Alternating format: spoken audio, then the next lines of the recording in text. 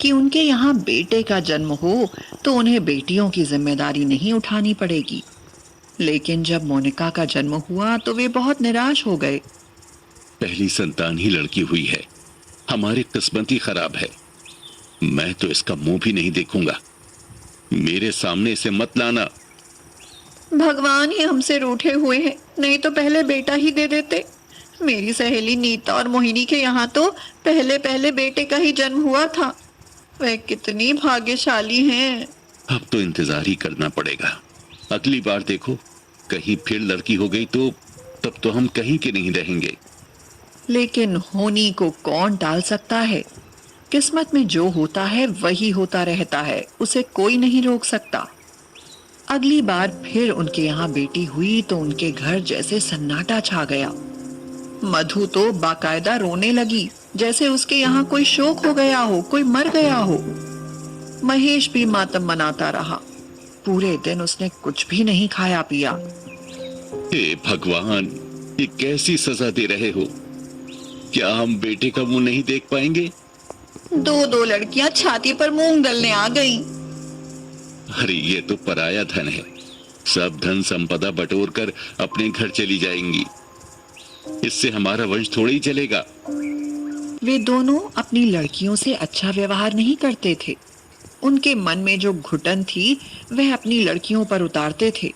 जरा जरा सी बात पर बेमतलब ही दोनों लड़कियों की खूब पिटाई होती। उनको ढंग से खाने पीने को भी नहीं मिलता था और नासमझ उम्र में ही वे उनसे काम भी करवाने लगे थे। आखिर उनके यहाँ अब की बार बेटे का जन्म हुआ तो मधु और महेश दोनों खुशी से झूम उठे। उन्होंने अपने बेटे का नाम प्रिंस रखा और उसे प्रिंस की तरह ही पालने लगे। दोनों लड़कियां सोनी और मोनी अपने भाई को खूब खिलाती पिलाती थी और उसकी सेवा करती थी। लेकिन उनके साथ उनके माता पिता खूब भेदभाव करते थे। मम्मी, मुझे भी दे दो आम। भैया कितना बड़ा आम खा रहा है। पहले प्रिंस को खा लेने दो, वह छोटा है। जब उसका पेट भर जाए और छोड़ दे तब ले लेना। इतना हम नहीं ला सकते कि तुम दोनों के भी पेट भरवा सकें। हाँ। कभी कभी सोनी मचल जाती। मम्मी, थोड़ा सा दूध मुझे भी दे दो। इतनी महंगाई में 50 रुपए लीटर का दूध हम तुझे नहीं पिला सकते। हमारी इतनी सामर्थ्य नहीं है। पर भैया तो पी रहा है। क्या मेरा मन नहीं करता है अच्छी चीजें खाने को? दूध के साथ बिस्किट खाने को मेरा मन भी करता है। तो वो लड़का नहीं है क्या? वो बड़ा होकर हमारी सेवा करेगा। तुम तो अपनी ससुराल चली जाओगी। वो कमा कर लाएगा, तुम बटोर कर ले जाओगी। ये बातें सोनी और मोनी को बहुत बुरी लगती थी। वे विरोध करके कहती, नहीं, हम ऐसा नहीं करेंगे। हम भी यही रहेंगे। अगर भैया तुमको कमाकर खिलाएगा तो हम भी तुमको कमाकर खिलाएंगे। तब महेश और मधु उनकी मूर्खता पर हंसने लगते थे। प्रिंस के लिए कपड़े अच्छे आते थे, जबकि सोनी और मोनी के लिए फुटपाथ पर से सबसे घटिया कपड़े आते, जिनसे केवल शरीर ढका जा सकता था। उनमें कोई सुंदरता नहीं होती थी, वह तो भद्दे लगते थे। प्रिंस के लिए कितने अच्छे अच्छे कपड़े आते हैं। काश हमें भी इतने अच्छे कपड़े पहनने को मिलते। आसपास लड़कियों को देखो, कितने अच्छे अच्छे कपड़े पहनती हैं। उनमें सजी हुई वे कितनी सुंदर लगती हैं। लेकिन हमारे नसीब में नहीं है ये कपड़े। लेकिन महेश साफ कह देता, हमारी इतनी औकात नहीं है जो हम इतना खर्चा कर सकें। लेकिन लड़के को तो अच्छा पहनाना ही है। अरे वो लड़का है, बाहर अच्छे स्कूल में जाता है, तो उसकी इंसल्ट नहीं होगी क्या? तुम्हारा क्या है, तुम तो घर में ही रहती हो। सोनी और मोनी आपस में कहती, कोई बात नहीं, वह हमारा छोटा भैया है। सोनी और मोनी जब बड़ी हुई तो उनका एडमिशन गांव के सरकारी स्कूल में करवा दिया गया। सोनी और मोनी का हमें खर्च नहीं करना पड़ेगा। उन्हें स्कूल से वजीफा और ड्रेस भी मिलेगा और खर्चा भी। हाँ, और इतना सारा खर्च बचेगा तो प्रिंस को इंग्लिश मीडियम में पढ़ाएंगे। हाँ, अच्छी पढ़ाई होगी तो जीवन में वह कुछ बन सकेगा। लेकिन प्रिंस लाड़ प्यार में बिगड़ने लगा था। उसे ढेर सारे रुपए मिलते थे, पर वह उन सबको चटोरेपन में उड़ा देता था। थोड़े दिनों के बाद प्रिंस की जरूरतें बढ़ती चली गईं। पापा, 20,000 रुपए चाहिए। क्यों? मैं टूर पर जाऊंगा और कुछ सामान भी लेना है। पर बेटा, इतनी जल्दी जल्दी रुपए कहाँ से लाऊं? प्रिंस महेश पर अकड़ने लगा था। वह ऐंठते हुए बोला, देने तो पड़ेंगे ही। आखिरकार महेश को रुपए देने ही पड़े। उसके पास तो थे नहीं, तो वह अपने दोस्त से उधार मांग कर लाया। लेकिन महेश को प्रिंस के व्यवहार पर बहुत दुख हुआ। मधु, देखो प्रिंस पर कितने रुपए खर्च हो रहे हैं, लेकिन उतना अच्छा रिजल्ट नहीं आ रहा।